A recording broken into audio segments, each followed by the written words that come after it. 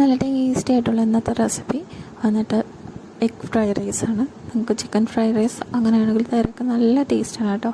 അപ്പോൾ അത് തയ്യാറാക്കാനായിട്ട് കുക്കറിൽ പട്ട, ഗ്രാമ്പൂ, കുറച്ച് നെയ്യും കൂടെ ഇട്ടൊന്ന് മിക്സ് ചെയ്തിട്ട് നമുക്കതിലേക്ക് ഇവിടെ ഞാനൊരു അരി എടുത്തിരിക്കുന്നത് ബസ്മതി റൈസാണ്. അതൊരു 2.5 കപ്പ് എടുത്തിട്ടുണ്ട്. അപ്പോൾ 4-4.25 ഗ്ലാസ് വെള്ളം നമുക്ക് എടുക്കാം. അപ്പോൾ അത് ഇട്ട് ആവശ്യത്തിന് ഉപ്പും കൂടെ ഇട്ടിട്ട് നമ്മൾ കഴുകി ഊറ്റി വെച്ചിരുന്ന അരിയാണ് കേട്ടോ. അതും കൂടെ ഇതിലിട്ട് കൊടുത്ത് നന്നായിട്ട് തവി വെച്ചൊന്ന് ഇളക്കി യോജിപ്പിച്ച് കൊടുത്തിട്ട് നമുക്ക് അടച്ചു വെച്ച് ഒരു 2 വിസിൽ കുക്ക് ചെയ്തെടുക്കാം. റൈസ് എവിടെ ഇരുന്ന് ആവട്ടെ, ആ സമയത്ത് നമുക്കത് ഇത്രയും കാര്യങ്ങളുണ്ടാകും. ഞാനിവിടെ 2 എഗ്ഗും ബാക്കി വെജിറ്റബിൾസും എടുത്തിട്ടുണ്ട്. ഇനി പെട്ടെന്ന് തന്നെ നമുക്ക് ചെയ്ത് തുടങ്ങാം. അതിനായിട്ട് ഒരു നല്ലൊരു വലിയ പാൻ വെച്ച് കൊടുക്കുക. പാൻ വെച്ച് കൊടുക്കാൻ പറയുന്നത് നമുക്ക് റൈസും കൂടെ ഇട്ട് ചെയ്യാനുള്ളതാണ്. അതുകൊണ്ടാണ് അത്രയും അത്യാവശ്യം വലുപ്പത്തിനുള്ള ഒരു പാൻ വെച്ച് കൊടുക്കാൻ പറയുന്നത്. അതിലേക്ക് എണ്ണ ഒഴിച്ച് എണ്ണ ചൂടായി വരുമ്പോൾ ഞാൻ സൺഫ്ലവർ ഓയിലാണ് എടുത്തിരിക്കുന്നത് കേട്ടോ. അപ്പോൾ അതൊന്ന് ചൂടായി വരുന്ന സമയത്ത് കുറച്ച് വെളുത്തുള്ളി ചേർത്ത് കൊടുക്കാം. പിന്നെ നമ്മൾ സോട്ട് ചെയ്യാൻ വെച്ചിരിക്കുന്ന പച്ചക്കറി എല്ലാം കൂടെ അതിൽ മിക്സ് ചെയ്ത് കൊടുക്കാം. പിന്നെ സവാള ചേർത്ത് കൊടുക്കാം. നമ്മുടെ കയ്യിൽ സ്പ്രിങ് ഓണിയൻ ഉണ്ടെങ്കിൽ അത് ചേർത്ത് കൊടുക്കുക.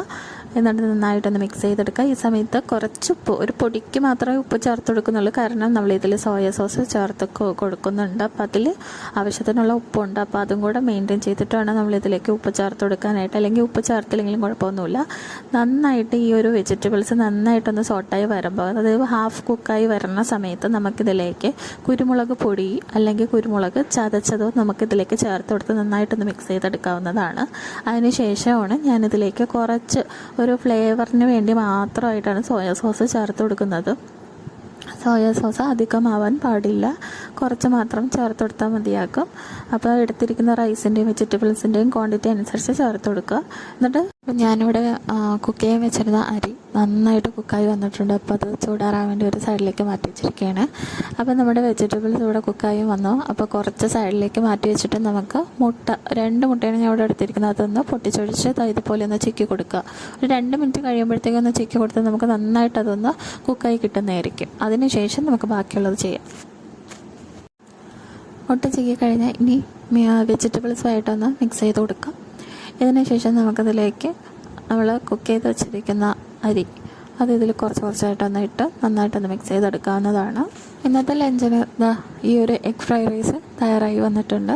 ഇതിൻ്റെ കൂടെ കഴിക്കാനായിട്ട് ഒരു സൈഡ് കോമ്പിനേഷനായിട്ട് നമുക്കൊരു ചിക്കൻ റോസ്റ്റോ അല്ലെങ്കിൽ ചിക്കൻ കറി ഏതെങ്കിലും ഒരു പേരിൽ നമുക്ക് വിളിക്കാം. അപ്പോൾ അത് തയ്യാറാക്കുന്നത് എങ്ങനെയും കാണിക്കാം. അപ്പോൾ അതിനായിട്ട് ഞാനവിടെ ഒരു 250 തികച്ചുമില്ല, എന്നാലും ഒരു ചിക്കൻ കഴുകി നന്നായിട്ട് ക്ലീനാക്കി വെച്ചിരിക്കുന്നതിലേക്ക് മഞ്ഞൾപ്പൊടി ഞാൻ ചേർത്ത് കൊടുക്കുന്നുണ്ട്. പിന്നെ അതിലേക്ക് ഇച്ചിരി കുരുമുളക് പൊടി